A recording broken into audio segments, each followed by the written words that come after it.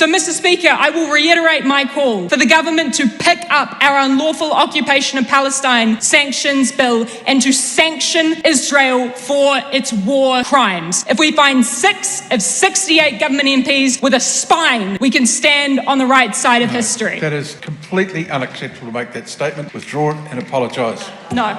Then leave the House for the rest of the week. Happily. This is Chlöe Swarbrick, co-leader of New Zealand's Green Party.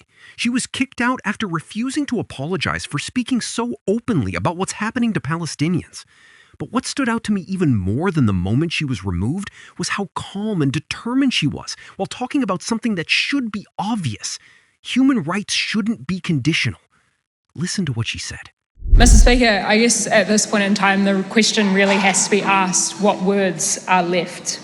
We have libraries and libraries and libraries worth of evidence and research and data that tells us that what is happening in Palestine and has been happening for the last 76 years is ethnic cleansing. It is apartheid. It is genocide. And then there are the live streams that are now being delivered to all of our cell phones 24/7 over the last better part of 2 years. Mr. Speaker, my question for this place is what the hell is the point of our jobs? Because so far all I have heard from contributions is the blame game.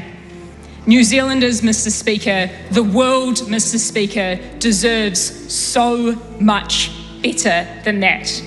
We hear from members of the government and from the Prime Minister in response to our questions today that this is all just a matter of strongly held views, apparently on both sides. But Mr. Speaker, genocide is a fact, not a feeling. Omar Bartov, a professor of Holocaust and genocide studies at Brown University, says, and I quote, "My inescapable conclusion has become that Israel is committing genocide against the Palestinian people. Having grown up in a Zionist home, lived the first half of my life in Israel, served in the IDF as a soldier and officer, and spent most of my career researching and writing on war crimes and the Holocaust, this was a painful conclusion to reach, and one that I resisted as long as I could. But I have been teaching classes on genocide for a quarter of a century. I can recognize one when I see one." Mr. Speaker, we asked the Prime Minister today what the harm could possibly be of recognising in the most basic sense Palestinian statehood. And frankly, Mr. Speaker, he could not answer the question. Instead, in the face of 500,000 people being consciously and intentionally starved to death after being mercilessly carpet bombed and sniped as they line up for food aid, the Prime Minister decided to appeal once again to Hamas. In the face of innocent people being slaughtered, he appealed to, but what about the terrorist organisation? So, Mr. Speaker, to use that rationale and to use that logic in response, this government is willing so far to seemingly only recognise one of the two states in the two-state solution that is supposedly arguing for.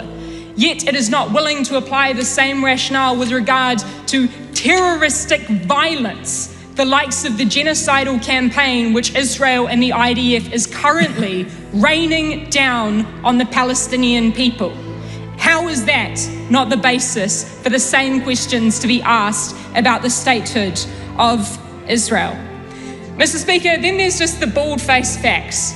We are a laggard, we are an outlier, and it is not only appalling in the face of this genocide and of the merciless slaughter of these innocent people after having been made refugees in their own land, but we are one of the very few countries in the world who so far refuse to acknowledge the absolute bare minimum. 146 UN member states currently recognise Palestinian statehood. That is 3/4 of the United Nations membership. And so far over the last few weeks, we have seen that the United Kingdom, Canada, France and Australia have all moved to commit their intent. But so far, all our government can seem to do is commit to a process. Mr. Speaker, it utterly beggars belief. Human rights should not be conditional. We don't get human rights because somebody else decides that we are worthy, but we get them because we are human. The best way to lose your own human rights is to care about them only when it impacts and affects you. But Mr. Speaker, we have so much further to go than merely recognising the statehood of Palestine as we should have done 76 years ago.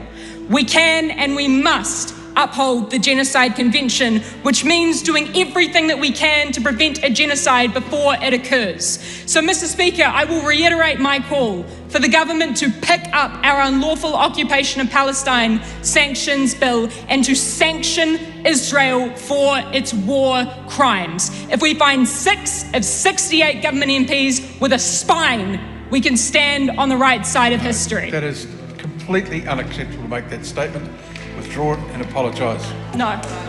Then leave the House for the rest of the week. Happily. What happened in Gaza and what is still happening has opened the eyes of so many people around the world to what Palestinians have been living through for decades under Israeli occupation. Today, the truth is much harder to hide, and there is no room left to simply look the other way. After everything we've seen with our own eyes, I honestly struggle to understand how anyone can still justify the killing and starvation of civilians as if nothing happened.